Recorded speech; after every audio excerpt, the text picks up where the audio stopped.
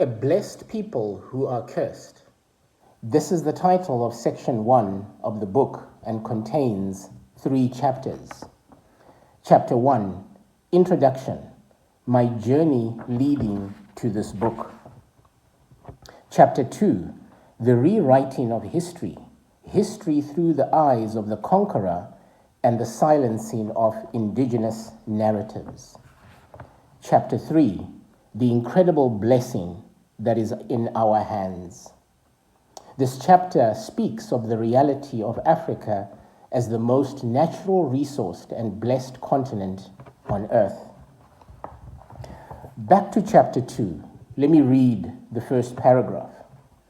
History, as it is widely recorded and taught, is often shaped by the perspectives of those in power, particularly the conquerors, colonizers, and ruling elites.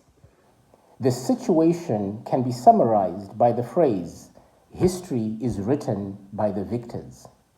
Throughout time, dominant civilizations have documented events to justify their expansion, glorify their achievements, and suppress the voices and experiences of those who have been subdued.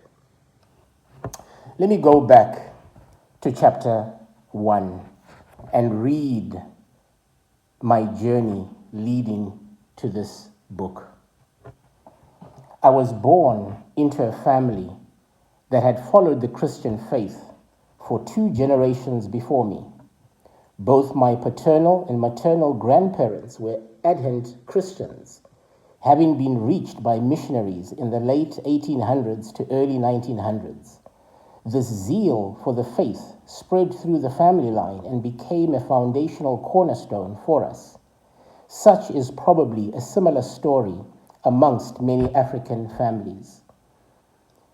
In 2010, a journey began for me that was triggered by 4 questions that settled in my heart and would not leave until I found answers to them. Here are the questions.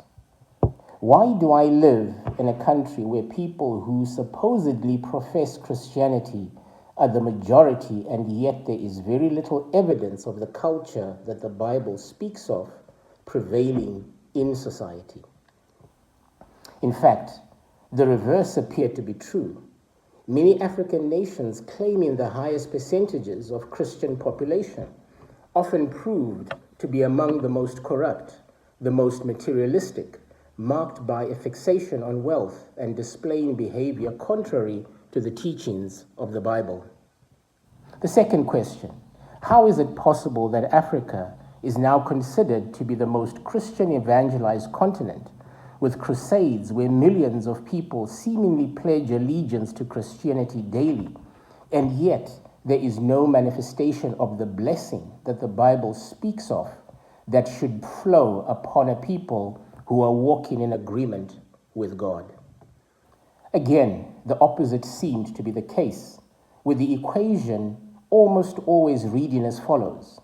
More Christianity in Africa equals more poverty, and likewise, more churches in Africa equals more poverty. The third question, why has God blessed us with such abundance in the riches of wealth of natural resources, far more than any other people on earth, and yet we continue to be the begging bowl of the world? Why does everyone else in the world prosper from what we as Africans have been given, and yet we are the poorest people on earth, failing to convert our God-given wealth from the land into prosperity for all on the continent?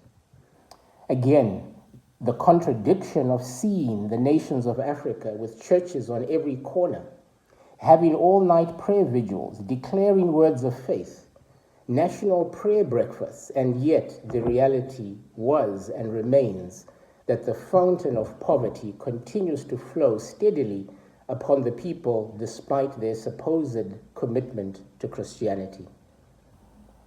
The first 3 questions led to the fourth, which will form a big part of what follows in this book.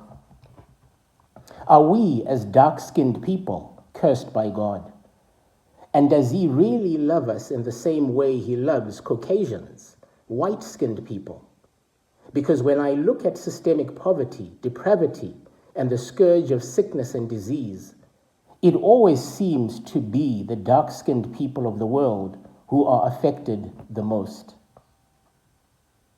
What I had embraced as true and as the foundational principles for my life simply stopped making sense, and I could no longer keep up the pretense that all was well. In my mind, the difficult, nagging question I had to face became, is Christianity real? Is the Bible true? Who exactly is this God? And how do I get to know him? The dots were not connecting. There was too much contradiction between what the Bible says and the reality I was experiencing all around me. I was not seeing the evidence of what the Bible says should be happening. And so either the Bible was false, or perhaps what Christianity had taught me about the Bible was false. Or maybe my concept of God and who he is was false. It is these four questions that launched my journey of seeking truth and answers. This is what this book is all about, sharing my journey so far of seeking truth in a world that is largely built on lies.